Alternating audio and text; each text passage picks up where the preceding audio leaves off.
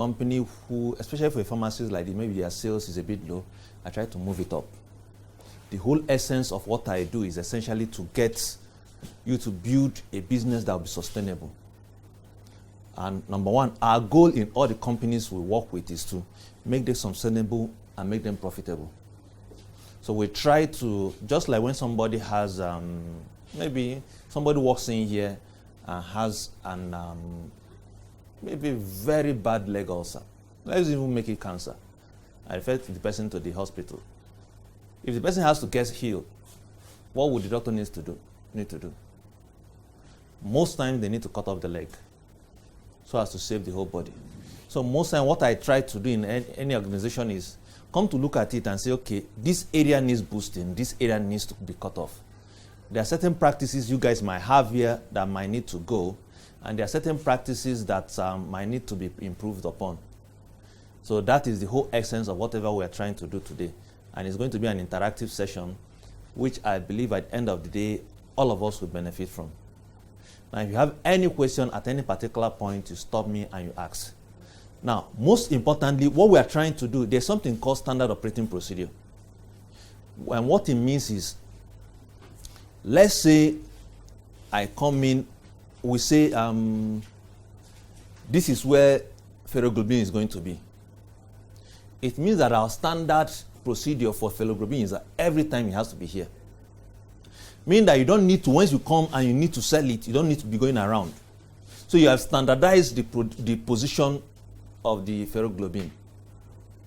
So the same thing applies to everything that is happening in this business. When you standardize everything and you optimize it, you are sure that at any particular point, whether you are there or not, that this operation is running at an optimal level, that success is actually guaranteed. So one of the things we are going to be doing is looking at our processes. What are the ones that we are doing very well, and try to transform it into a plan, such that you be sure that whenever whoever is on duty is actually doing what he or she is supposed to be doing. So the title of our talk will be Standardizing Success in a Retail Pharmacy. So in a setting like this, very nice ambience, very nice look, what we're trying to do, how do we standardize everything in steps such that anybody can actually replicate what we are doing? And like I told you people, the name of our company is Counselor University.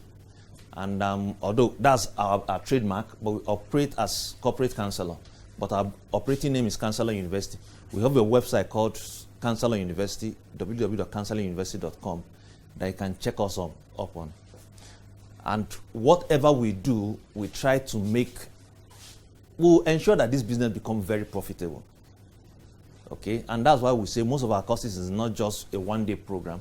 We try to do it for a 30-day period, whereby after we train you, we also follow you guys up. Every day we say, okay, and when we talk about dressing, we say everybody has to be on their lab coat, on their official uniform.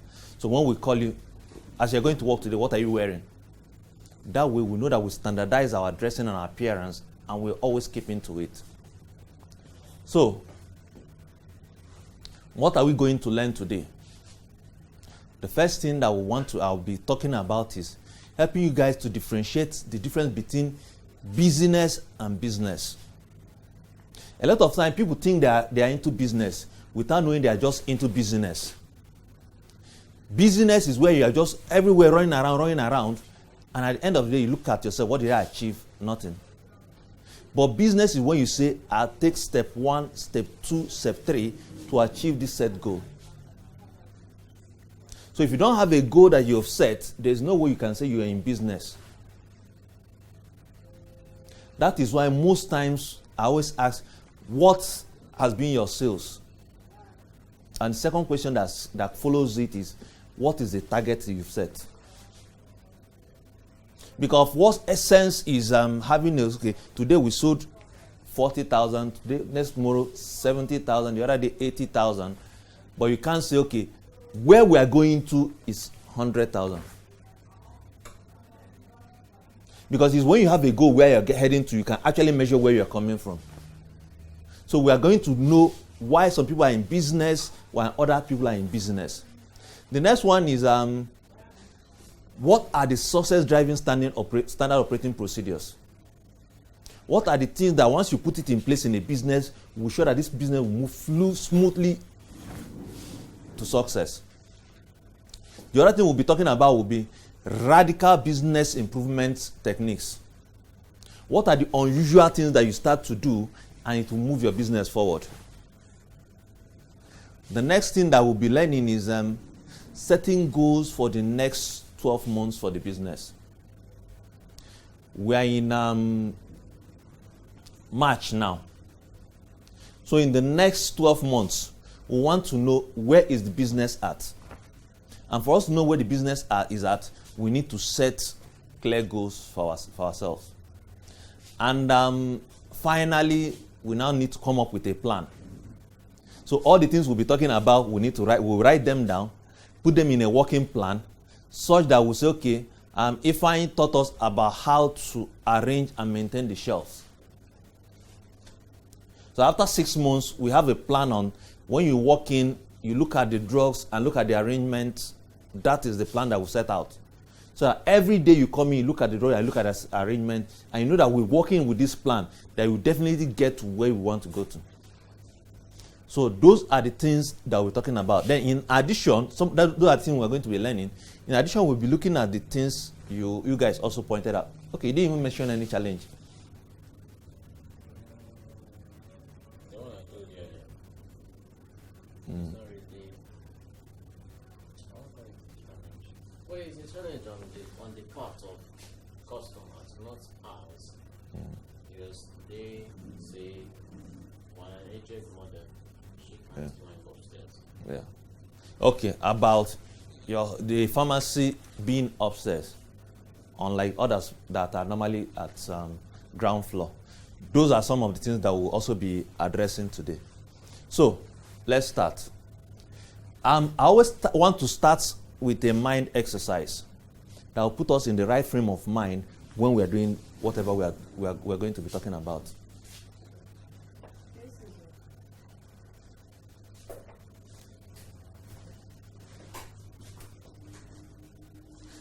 Okay, so I want us to do a simple mind exercise. What is the tallest building you've seen in Lagos? Just name the tallest building. Let me say no. Yeah. What's the name? To me, it's not the tallest. I think the one in law school, one in 2004. Okay, at least we know 1004, right? 2004. Okay. You've seen it before? Yes. Can you picture it in your mind? I can. Have you seen 1004 before? Yes, but I don't think it's the tallest. Which one? Just any very... Civic Center. No, civic, no, 1004 is taller than civics. The one that Oh, has the 80. Okay, do you know UBA building? At Marina? Yeah, that's one. Do you know that one? Let's just use 1004. I see all of us know 1004. Okay, now you have a mental picture of the building, the tallest one, 1004, right? Now I want you to close your eyes. All of you. Close your eyes. You can close them. Picture 1004 in your mind. Picture the flat roof. Now just imagine yourself standing on the roof of that 1004. Now in your mind's eye, look into the sky. In your mind eye, I don't say yeah. Now start slowly to walk towards the edge of that 1004. Edge of the roof. Are you at the edge of the roof? Now look downwards. What feeling? Open your eyes now. What feeling do you have when you started to look down? Did you feel like falling? Did you feel it like falling? What of you? But were you standing there? Yes. Physically now, were you standing on top of? The key lesson I want to pass across to you guys is that your mind most times cannot differentiate between reality and what is actually happening. Because most times when we stand on the actual roof and look down, we feel like falling. But now we are not even there. We are in this safe place, but we are scared as if we are about to fall. What I want you guys to understand that there's something called mental programming. And when you understand mental programming and the way your brain works, you can actually program certain things to start to work in your brain, which can actually push you towards achieving the things you want to achieve in life. So, why do we need to, how can we standardize success? What I want you guys to do, based on the mind game that we just did now, is to understand that there are certain things that when you start to do them consistently, we guarantee that this place will start to become very successful. There are certain things that when you start to do them on a consistent basis, we guarantee you success and sustainability of this establishment. No matter what you believe about it. Now, for instance, you guys might feel that, okay, because we are located upstairs, I might not be doing well as those who are downstairs. But then if you go to, I know there's a Moffat in First Stack, is upstairs. Health Plus at Okpebi is upstairs. Meaning that if you have the mindset that any pharmacy that is located upstairs will not do well, it's a mindset thing, it's a belief thing. But it does not affect the actual result you start to get. If you have a belief that, okay, part of our challenge is that the cooperation among staff is what is not, why I say is not moving, that mindset is already there. But somebody else can walk into this business and start to feel, okay, these staff are actually cooperating. And suddenly you start to see results. So I want us to understand. So what I want to be talking about is, what are the things that if we put into this business will move us up? Number one is consistent processes. Once we have consistent processes in place, what does processes mean? What are the time of resumption? What are the number of minutes it takes to address a patient? What are the time it takes us to restock? What are the processes of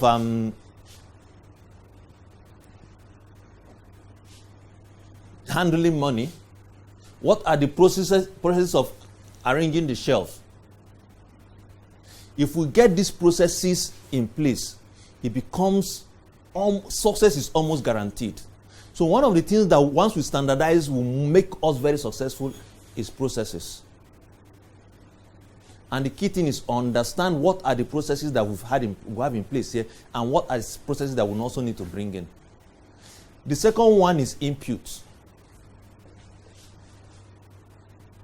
Once we have consistent inputs into the system, success is also guaranteed. What do we mean by input? For instance, let's use share as a pharmacy. It means that new ideas need to come in.